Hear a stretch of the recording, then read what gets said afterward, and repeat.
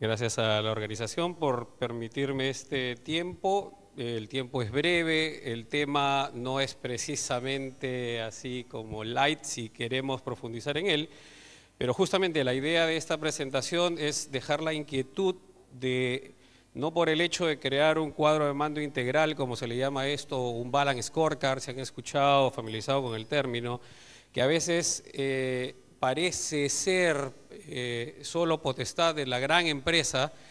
Se puede hacer, se debe incluir dentro de la organización para traducir a la práctica y llevar a cada uno de los participantes de la organización algunas cosas que hemos visto. Yo tenía unas notas acá de la presentación de Paulo y me preguntaba cómo organizar todo ese conocimiento que pretendemos obtener del cliente para que realmente sirva y lo tengan todos en la organización.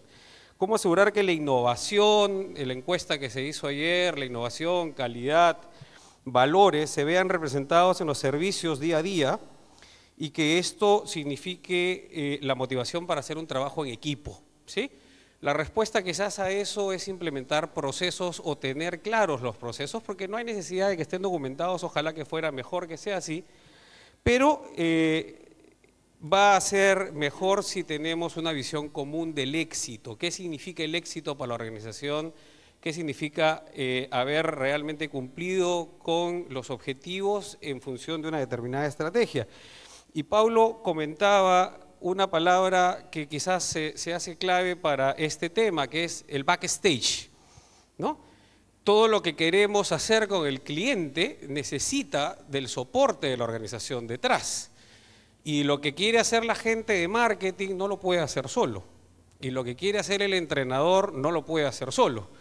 El entrenador necesita de la organización, y acordémonos que una organización es una red de proveedores y de clientes internos.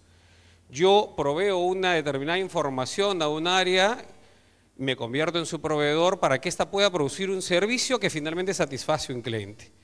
Pero si ese orden, ese proceso, porque las organizaciones modernas están organizadas, deben estar organizadas en procesos, no en individualidades, no se da, no se concibe, finalmente pues van a ser esfuerzos siempre individuales. Así que tenemos que tratar de conceptualizar, y la idea de esta presentación pasa un poco por eso, y bueno, alguna información de cómo ir armando indicadores que finalmente va a estar en la presentación y la pueden tomar, y espero pasarlo un poco rápido. Algunos términos.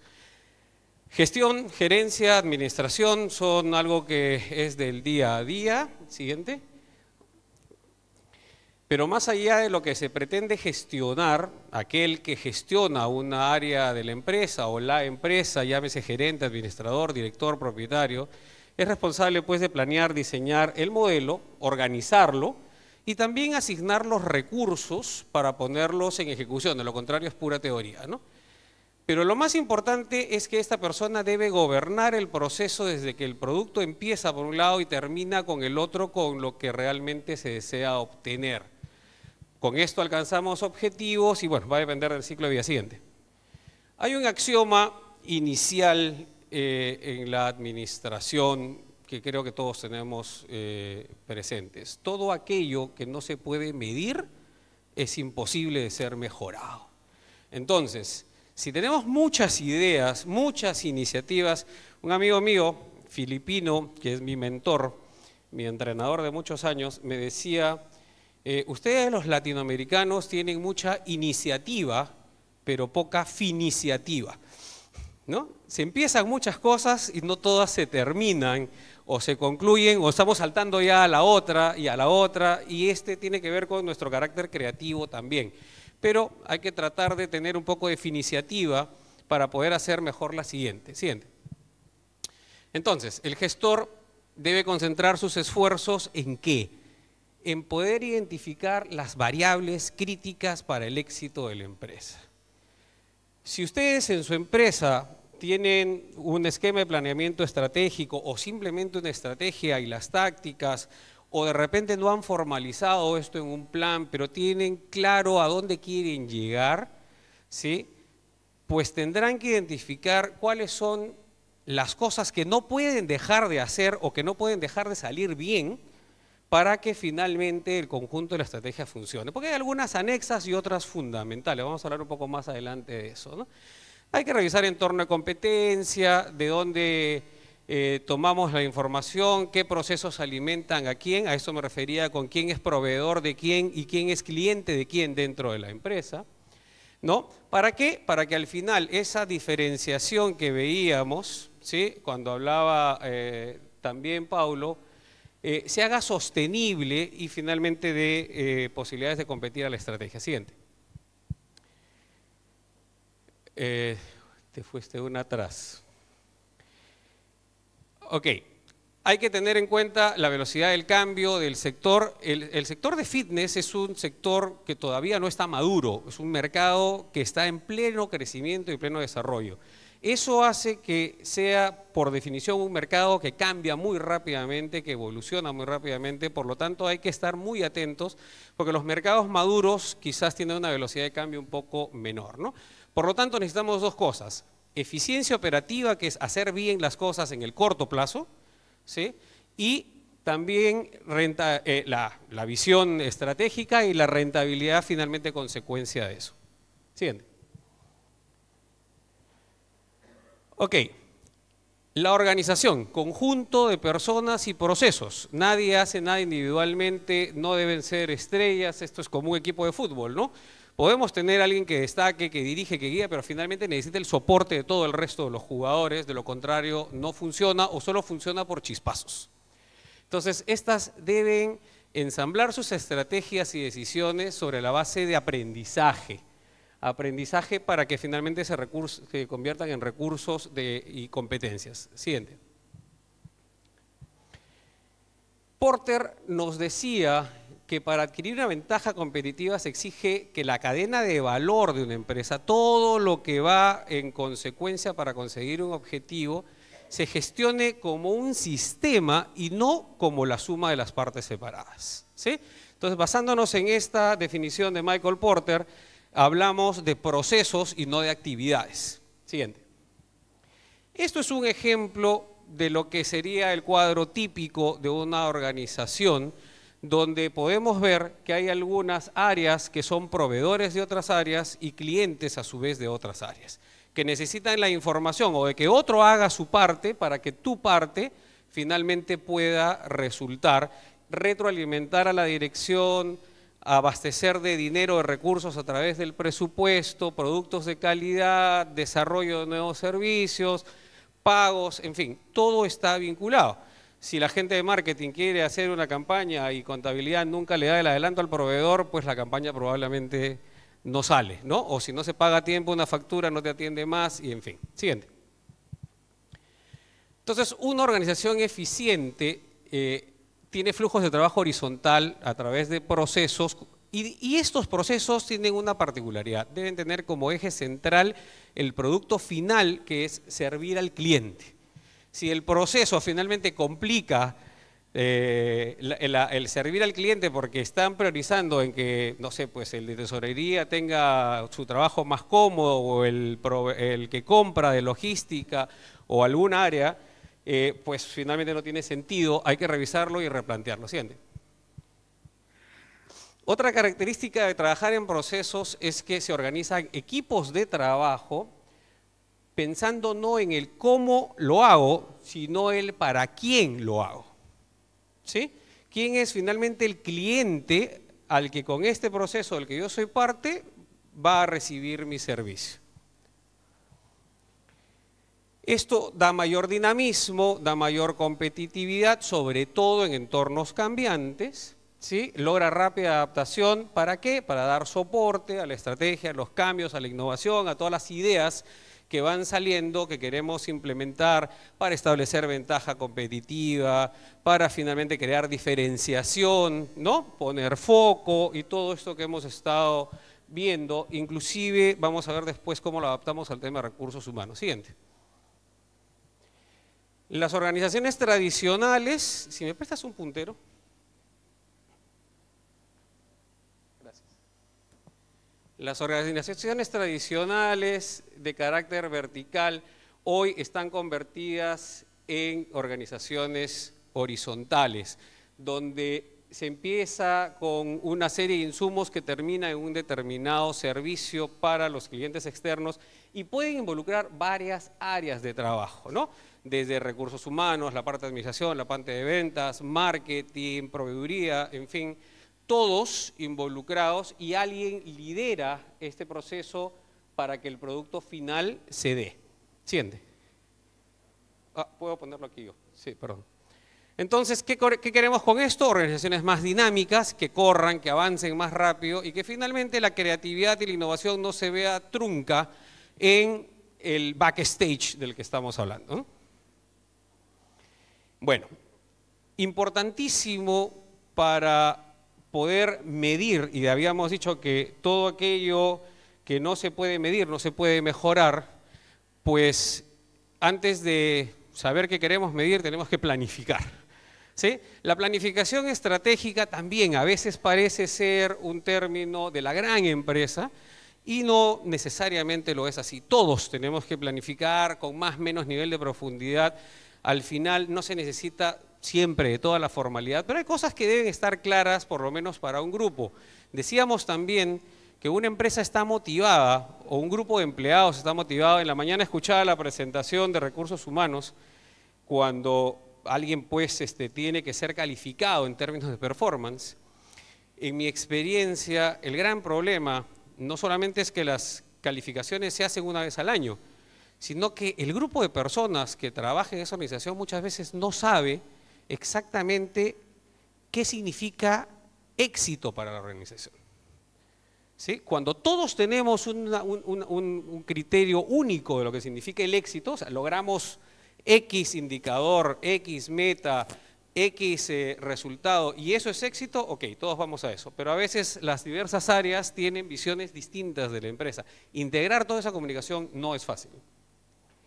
Entonces, este tema de planeamiento estratégico, cuando se aventura uno a conquistar un mercado con un determinado número de clientes y quiere definir cómo servirlos, ¿para qué? Para finalmente obtener rentabilidad lo más rápido posible, es imprescindible.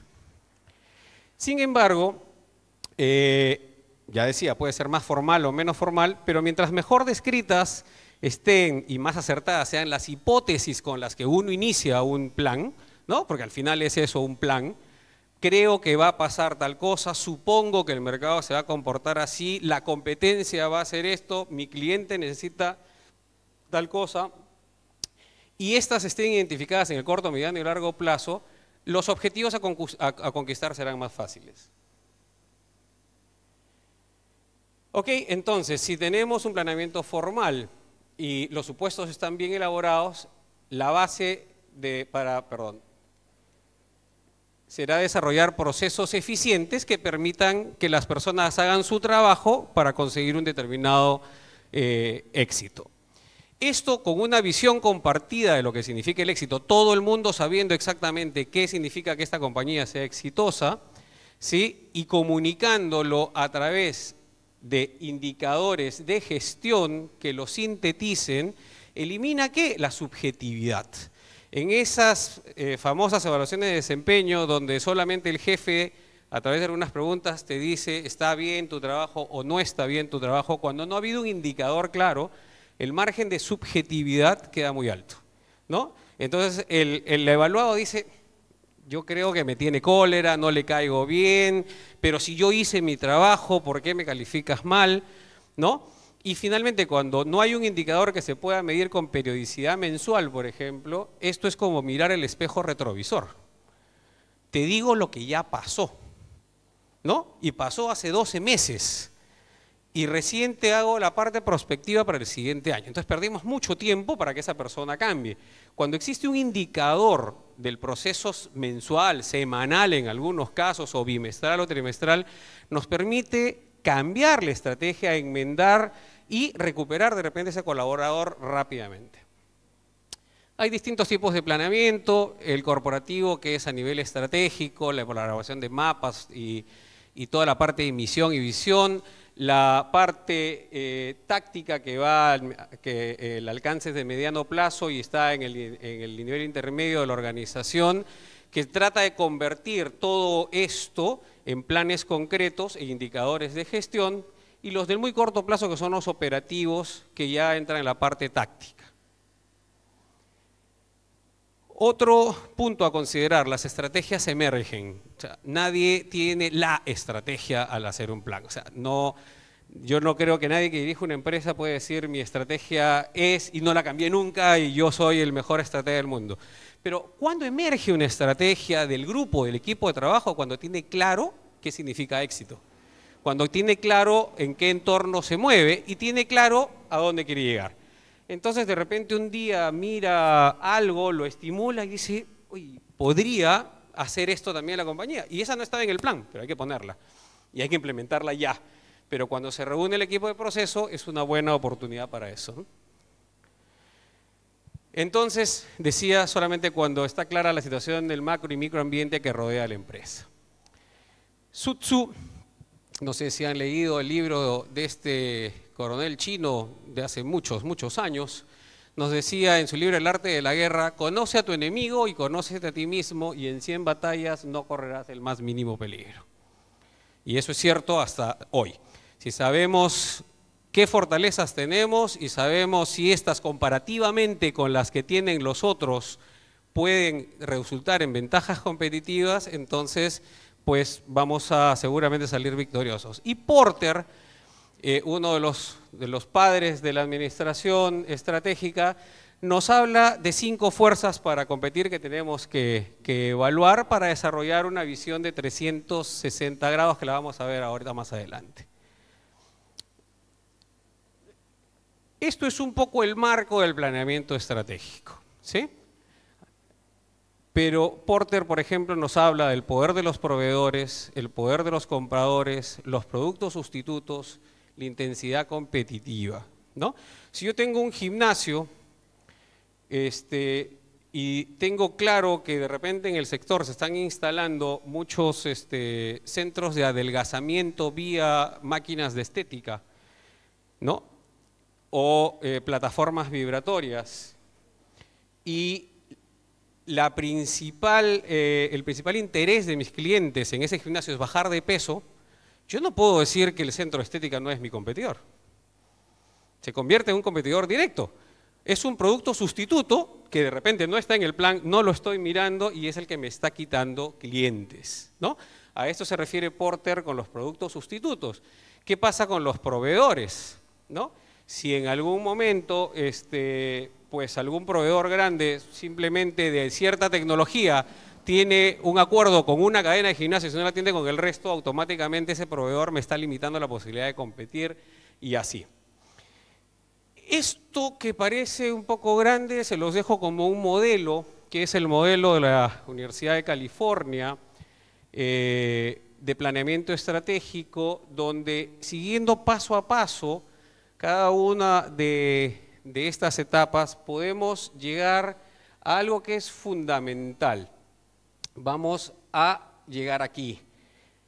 Una vez que sabemos en términos de visión dónde quisiéramos estar, que es un poco el anhelo, vamos a desarrollar nuestra propuesta de valor. Esa propuesta de valor, que es la que hemos dicho durante todos los días, es la que nos hace únicos, es la que hace que seamos un elegible, es lo que nos dice qué es lo que no hacen los otros.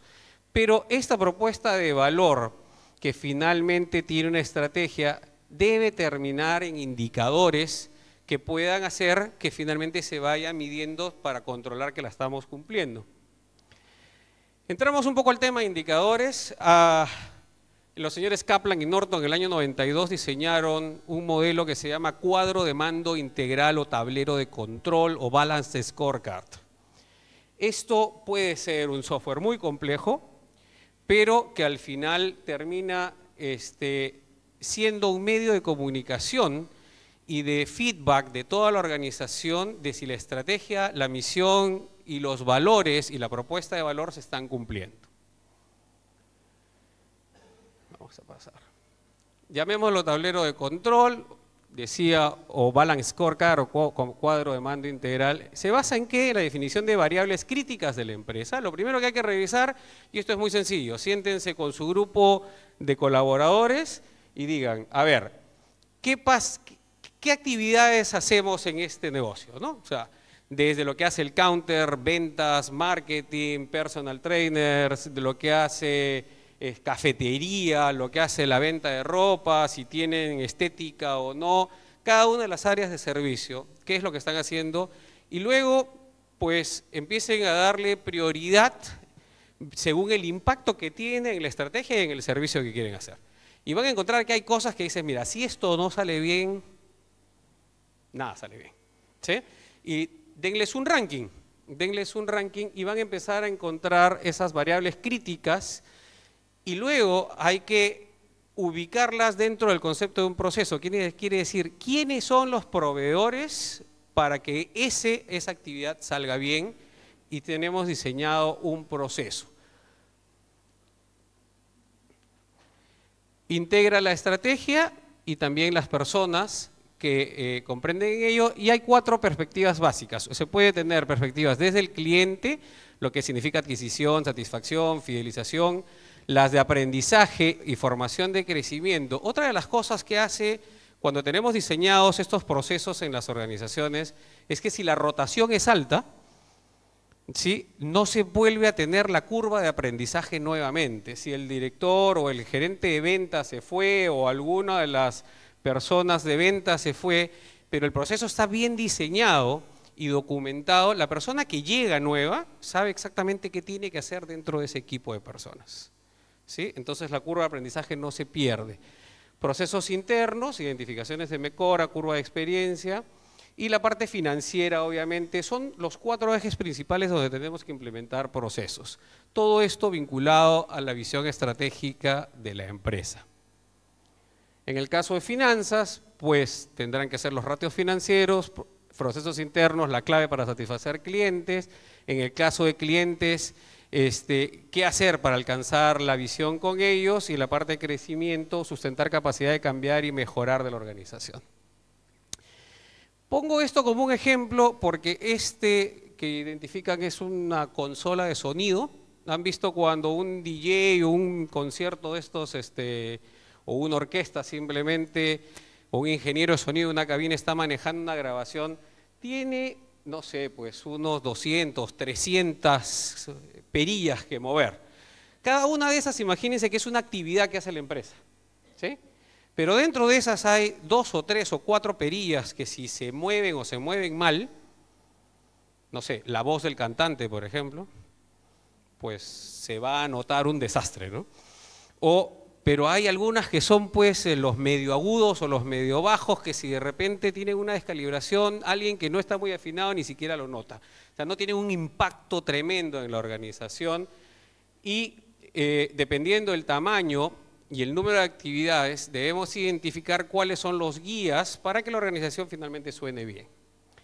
Voy a pasar rápidamente esto que está en la perspectiva financiera, que hemos visto, según el ciclo de vida pueden diferir. Ya decíamos que hay que considerar la parte financiera, la parte de clientes, segmentos de clientes, qué representan esos segmentos.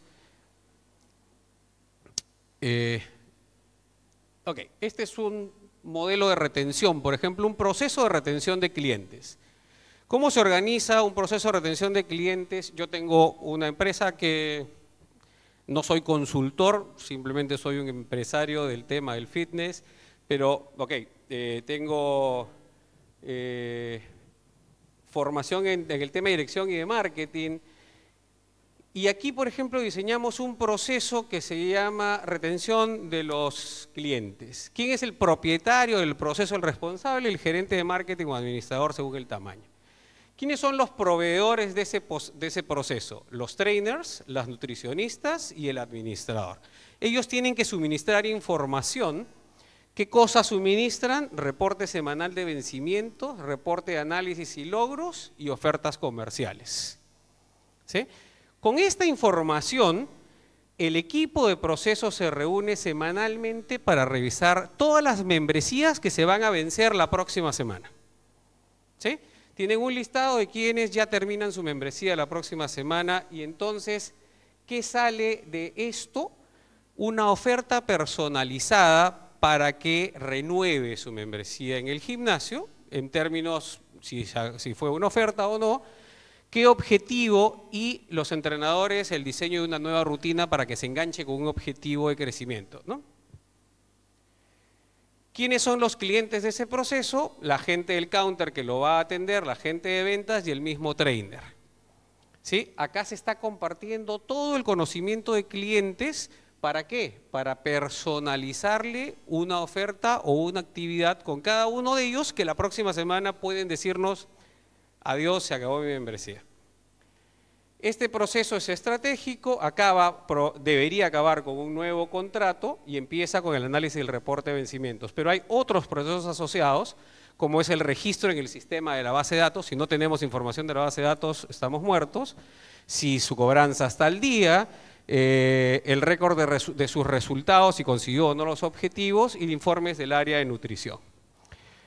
Este es cómo se desarrolla el proceso que está descrito, y el indicador dice número total de renovaciones consecutivas entre el número total de clientes al mes. ¿Sí? Esto se acuerda con cada uno, el indicador tiene que ser acordado con los que participan en el proceso para que al final todo el mundo diga sí. Si saqué más o menos del indicador, pues yo estaba claro y sabía cómo iba a ser. Esto es una ficha de datos del indicador donde se detalla inclusive el método de cálculo y se firma por todos los responsables para que cada uno de ellos pues tenga compartida esa objetividad. Algunos ejemplos dentro de los procesos internos, los procesos que representan servicios demandados como las clases grupales. Estos finalmente pueden afectar también los flujos de caja. Vamos al siguiente. Esto es un proceso ya no de retención, sino de la renovación de clases grupales. O sea, las cambio, cuáles no cambio, qué tiene éxito, qué no tiene éxito, siguiendo el mismo modelo, el mismo proceso y diseñando un indicador. Desde el punto de vista del aprendizaje, podemos diseñar procesos internos que lo que hagan es no cometer el mismo error 2 veces. Ahí hablamos de las competencias de los empleados, hablamos de las capacidades de los sistemas de información y hablamos también de las delegaciones dentro de la organización. ¿Sí? Esto es fundamentalmente una herramienta de comunicación, lo voy a pasar rápidamente. Para construirlo hay que diseñar o rediseñar el proceso, hay que crear la arquitectura del indicador, tiene que tener un soporte informático y luego hay que comunicarlo a todos y finalmente implementarlo. Está detallado aquí, pero también no hay tiempo para esto. Ventajas. Finalmente, con esto, al implementarlo, logramos un análisis de la empresa y conocemos finalmente a qué actividades se dedica, establecemos prioridades y qué niveles de información necesitamos, y cuando configuramos un cuadro de mando según las necesidades y informaciones obtenidas, estamos obteniendo también visión de éxito compartido. ¿Qué hace? Relaciona la estrategia con la ejecución, tanto en el corto, mediano y largo plazo, ¿sí? Permite tomar decisiones de manera ágil al jefe del proceso y alinea a todos los niveles de la organización con la famosa estrategia o innovación que queremos tener. Una clara visión de la relación causa-efecto, que si yo dejo de hacer algo, ¿cómo afecta al otro? Si el otro deja de hacer algo, ¿cómo me afecta a mí? ¿Sí? Las variables críticas están clarísimas por cada área, diseñadas con un indicador, y hay una correspondencia eficaz y eficiente entre estas y sus controles. Ok, espero no haberlos aburrido, he tratado de correr con esto, pero creo que si nos atrevemos a formalizar algunos procesos críticos, seguramente todas las áreas van a estar alineadas pues, con el objetivo de la compañía, y gracias por su atención.